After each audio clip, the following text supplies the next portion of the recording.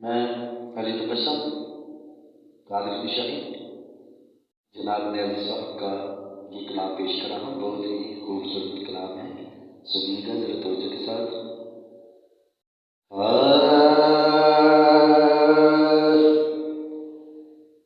जिक्र दे बज़्म सजान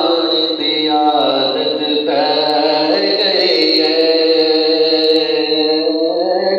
जिक्र दे बज़्म सजान दी आदत पै गई है, नातां सुनन सुनान दी आदत पै गई है, नातां सुनन सुनान दी आदत पै गई है, जिक्र दी बज़्म सजान दी आदत पै गई है। खुल के नबी दिया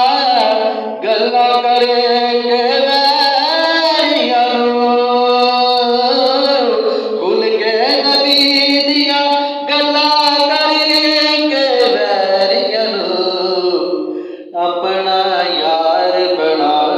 दी आदत पै गई है,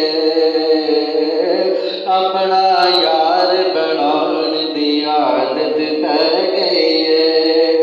नातां सुनन सुनाउण दी आदत पै गई है, नातां सुनन सुनाउण दी आदत पै गई है, जिक्र दी बज़्म सजाउण दी आदत पै गई है। ते पता नहीं यार ने केड़े वेले आ जाना है, ओ पता नहीं यार ने केड़े वेले आ जाना है, ओ पलकां यार बचान दी आदत पै गई है, पलकां यार बचान दी आदत पै गई है। मोहब्बत से हकीकत के साथ अकीदत वालों के लिए ये शेर पेश करा हूँ। पता नहीं यार ने ओ केड़े वेले आ जाना है, पता नहीं यार ने केड़े वेले आ जाना है,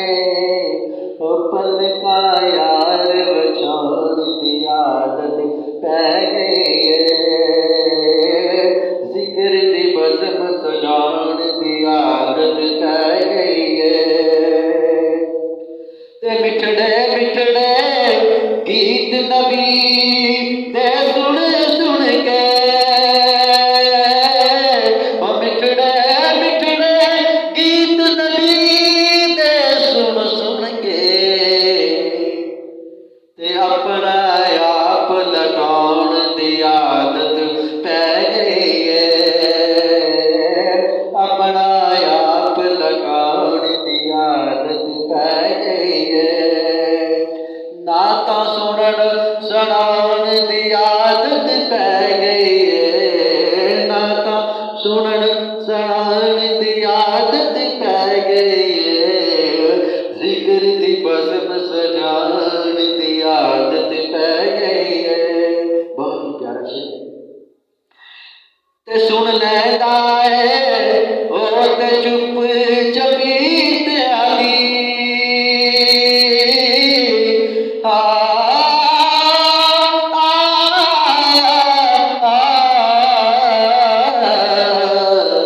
ओ सुन लैंदा है ओ ते चुप चपीत आली, सुन लैंदा है ओ ते चुप चपीत आली, ओ तैनू क्यों करलाण दी आदत पै गई है,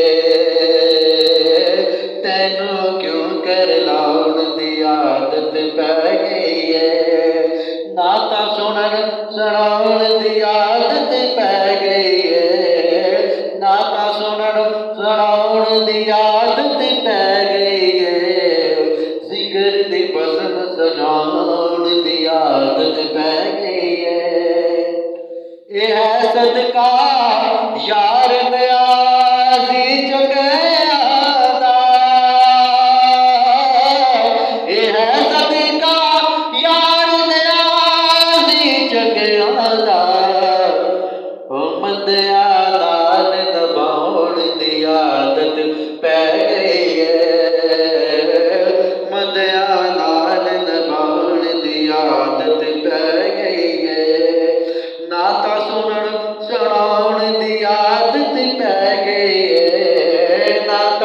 ਸੁਣਨ ਸੁਣਾਉਣ ਦੀ ਆਦਤ ਪੈ ਗਈ ਏ ਜ਼ਿਕਰ ਦੀ ਬਜ਼ਮ ਸਜਾਉਣ ਦੀ ਆਦਤ